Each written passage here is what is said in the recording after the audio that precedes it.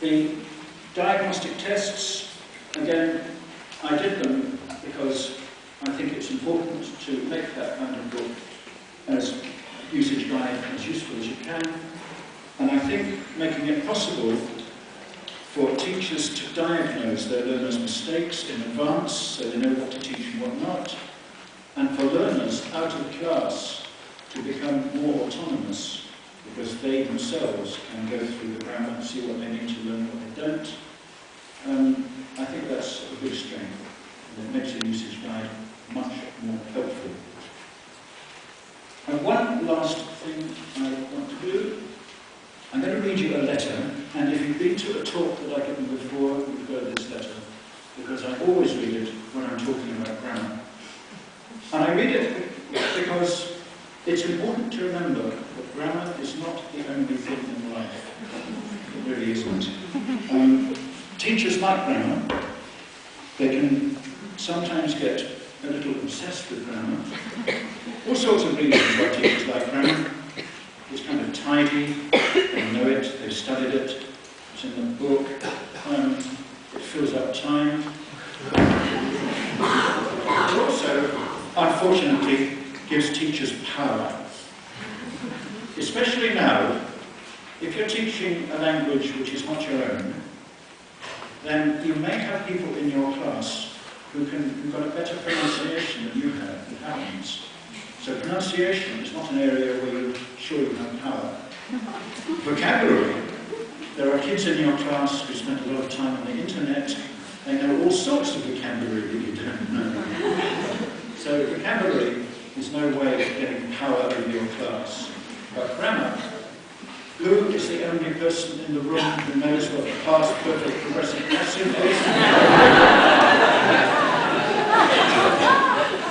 Teacher wins. So it can be all too easy to fill up your lessons with grammar, and you end up teaching grammar instead of English. And this letter, from me, comes from somebody with an enormous amount of common sense in this area. The letter was not from a teacher or an academic student of language.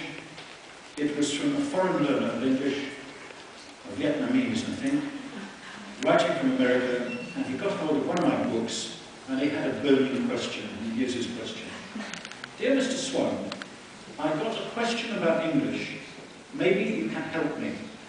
My question is, all the English books I read didn't explain why the verb in third person singular number has to add S.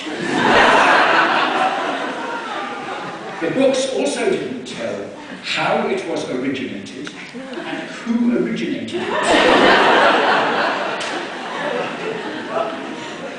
It's a perfectly true letter.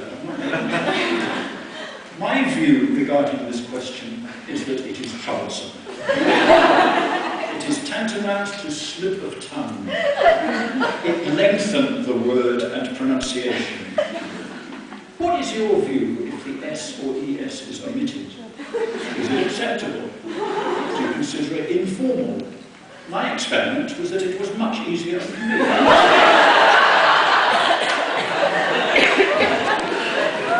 much more efficient. I look forward to hearing from you.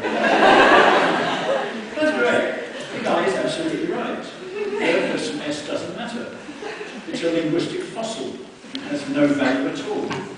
It's left over from a time when English had lots and lots of endings on nouns and verbs before we saw the light and decided to get rid of them all. You people haven't got that far yet. Well, you still got one or two, like third person S. No function at all. On the other hand, it wasn't I couldn't just tell him that. All right, drop it. I didn't know his situation. He might have exams to pass, he might have job applications to write. People's written English is judged much more fiercely for correctness than spoken language. So I had to write a fairly balanced reply. But I did tell him, there was a lot of sense in what he said. And I think it's refreshing just to think about that. Third person S does not actually matter more than all the other things in the world, does it? There are other more important than grammar. Even in language teaching, vocabulary is more important. Thank you very much indeed for listening.